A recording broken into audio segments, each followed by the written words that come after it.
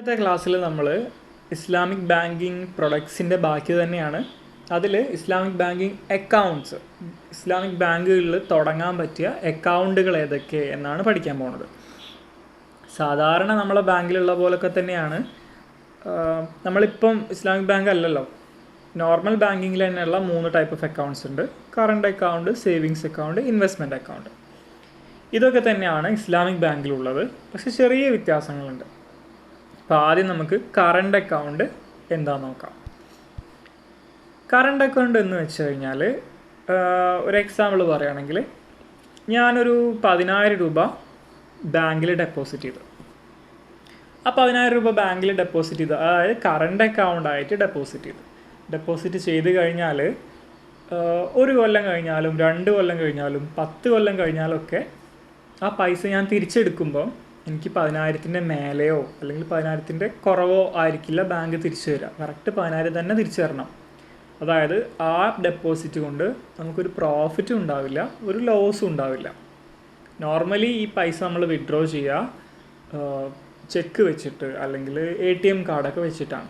Normally നമ്മളിപ്പോൾ deal ചെയ്യുന്ന cash തന്നെ നമ്മൾ സാധാരണ ബാങ്കിൽ കുറച്ച് പൈസ ഉണ്ടെങ്കിൽ വിഡ്രോ ചെയ്യില്ലേ, അതേപോലെ തന്നെ.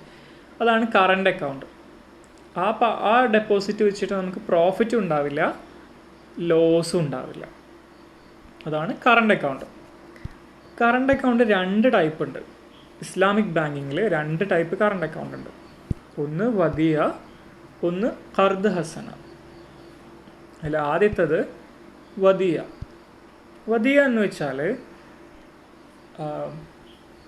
ഞാനൊരു 5,000 രൂപ ബാങ്കിൽ ഡെപ്പോസിറ്റ് ചെയ്തു. ആ പൈസ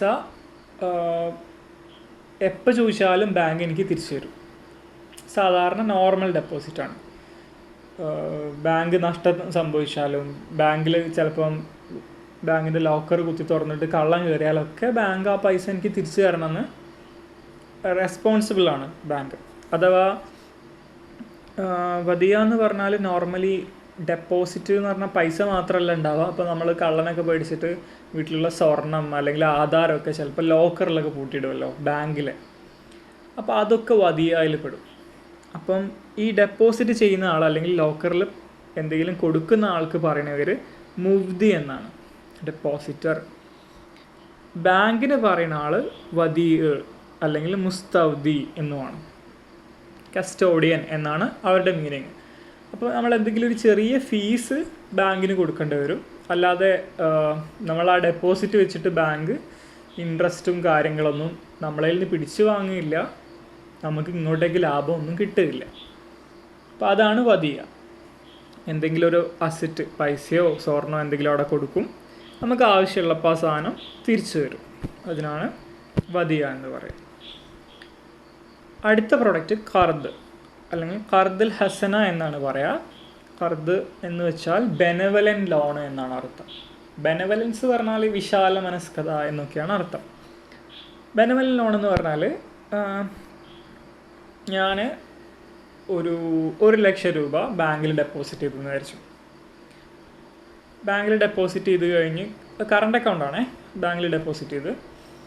അപ്പോൾ ബാങ്കിൽ ആരോ ഒരാൾ ആർക്കോ ഒരാൾക്ക് ഒരു 50,000 രൂപ പെട്ടെന്ന് ആവശ്യമായിട്ട് വന്ന്, ഇസ്ലാമിക് ബാങ്കാണേ.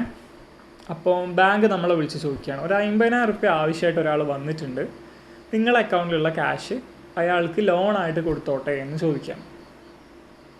അപ്പോൾ അയാളെ കസ്റ്റമർ ഡീറ്റെയിൽസൊക്കെ നമുക്ക് സെൻഡ് ചെയ്ത് തരും. ഞാനിങ്ങനെ കസ്റ്റമർ ഡീറ്റെയിൽസൊക്കെ നോക്കിയപ്പോൾ അയാൾ ഭയങ്കര പാവപ്പെട്ടൊരു മനുഷ്യനാണ് കസ്റ്റമർ. അപ്പോൾ അയാൾക്ക് പൈസ ഭയങ്കര അത്യാവശ്യമായിട്ട് വേണം. അപ്പോൾ ഞാൻ വിചാരിച്ചു എന്നാൽ കൊടുത്തോളൂ, അയാൾക്ക് ആ പൈസ കൊടുത്തോളൂ, അയാൾ എപ്പോഴാണ് തരുന്നതെന്ന് വെച്ചാൽ തന്നാൽ മതി, ബാക്കി 50,000 ഉണ്ടല്ലോ എൻ്റെ അക്കൗണ്ടിൽ, അപ്പോൾ അത് വെച്ചിട്ട് ഞാൻ ഡീൽ ചെയ്തോളാം, മറ്റേത് ലോണായിട്ട് പോയിക്കോട്ടെ എന്ന് പറഞ്ഞു.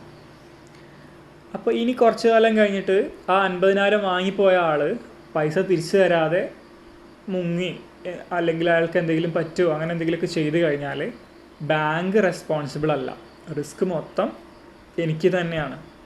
ആ പൈസ പോയി എന്ന് ഞാൻ കണക്കൂട്ടേണ്ടി വരും. അല്ലാതെ ബാങ്ക് ആ പൈസ അയാളുടെ അടുത്ത് നിന്ന് തിരിച്ചെടുത്ത് തരിക അല്ലെങ്കിൽ വേറെ ഏതെങ്കിലും അക്കൗണ്ടിൽ നിന്ന് അപ്രോപ്രിയേറ്റ് ചെയ്ത് തരിക ഒന്നും ചെയ്യില്ല. ഒരു ചാരിറ്റി പോലെയാണ് ബെനവലൻ ലോൺ. നമ്മളിഷ്ടമുണ്ടെങ്കിൽ നമ്മളെ ഡെപ്പോസിറ്റ് ലോണായിട്ട് കൊടുക്കാൻ അപ്രൂവൽ കൊടുക്കാം. അപ്പോൾ ഇതാണ് ഖർദുൽ ഹസന. എന്തെങ്കിലും ഒരു പൈസ കൊടുക്കും.